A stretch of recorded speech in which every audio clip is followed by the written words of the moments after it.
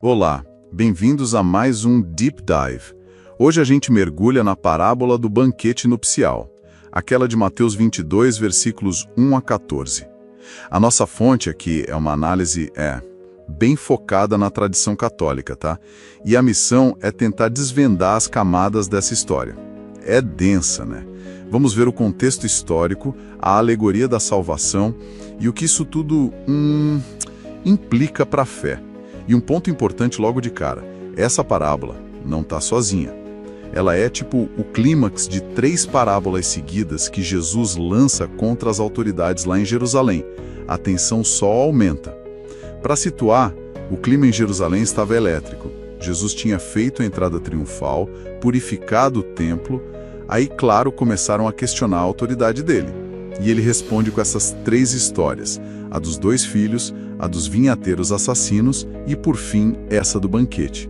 Cada uma mais, assim, direta na denúncia. Exato. E a alegoria inicial, segundo essa análise que a gente está usando, é bastante clara, né? O rei é Deus Pai, o filho, é Jesus Cristo, e o banquete de casamento representa o reino do céu sendo oferecido. Os primeiros convidados, aqueles chamados de honra, sabe? Claramente o povo de Israel. Principalmente a elite religiosa, né? Os primeiros a receber a promessa. E os servos que levam o convite. Os profetas e depois os apóstolos, mensageiros de Deus. E a forma como a rejeição acontece é progressiva, bem reveladora. Primeiro, é um descaso simples, não quiseram ver. Ponto. Depois, mesmo com o segundo convite mais detalhado, a resposta piora, vira desprezo. As pessoas estão mais preocupadas com suas coisas, né? O campo, os negócios, e alguns chegam à violência. Maltratam, matam os mensageiros. Isso, claro, ecoa a história difícil, né? A relação de parte de Israel com os profetas enviados por Deus. A consequência que a parábola menciona, a destruição da cidade, muitas vezes é lida como uma alusão profética mesmo, a queda de Jerusalém em 70 depois de Cristo. E teologicamente, a análise conecta isso à rejeição do Messias. Aí é que a coisa fica realmente interessante. Acontece uma virada na narrativa. O rei não desiste da festa. Pelo contrário, o convite se torna, assim, radicalmente inclusivo. Ele manda os servos irem para as encruzilhadas dos caminhos e trazerem todos que encontrassem, fossem eles bons ou maus. Isso muda tudo. É uma mudança com implicações teológicas gigantescas. Simboliza a universalidade do chamado de Deus. Diante da recusa inicial, o convite se estende. Chega aos gentios, aos pecadores, aos que estavam, digamos, à margem. A análise destaca isso como um ponto central, sabe? O reino se abre para todos os povos. Mostra o alcance universal da salvação que vem por Cristo. E a sala do banquete se enche com essa mistura gente boa e gente má. Reflete a realidade da própria comunidade que acolhe o chamado, né? Nem todo mundo ali é perfeito. Mas quando a gente pensa que a crítica era só para quem ficou de fora, a parábola dá outra virada. Surpreendente.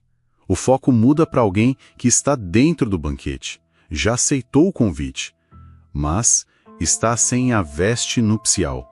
Isso é forte, porque a advertência agora é interna, é para quem já está na comunidade. Exatamente. E essa veste nupcial é um símbolo-chave aqui.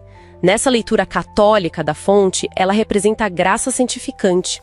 É aquele dom que se recebe no batismo, sabe? Que nos transforma por dentro, nos reveste da justiça de Cristo. Não é algo que a gente traz ou conquista sozinho. É um presente do rei, mas um presente que precisa ser conservado, cuidado. Perder essa veste significaria cair em pecado grave, ou viver uma vida de negligência espiritual. E o silêncio do homem, ele emudeceu. Mostra que não tem desculpa diante de Deus, entende? A falha interna se manifesta externamente na falta da veste. Faz pensar na nossa própria vida de fé, né? Como a gente vive isso na prática. Tem alguma conexão com a liturgia, por exemplo? Faz pensar na nossa vida prática de fé, né? Como a gente vive isso na prática.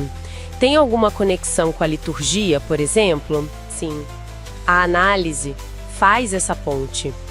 Aponta direto para a Eucaristia, para a missa, que é vista como uma antecipação desse banquete do céu.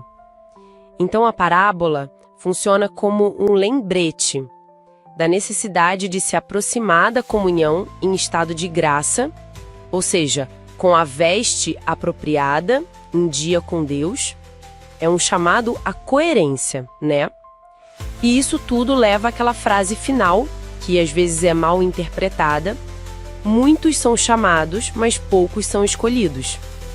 A análise ajuda a esclarecer olhando até para o grego original.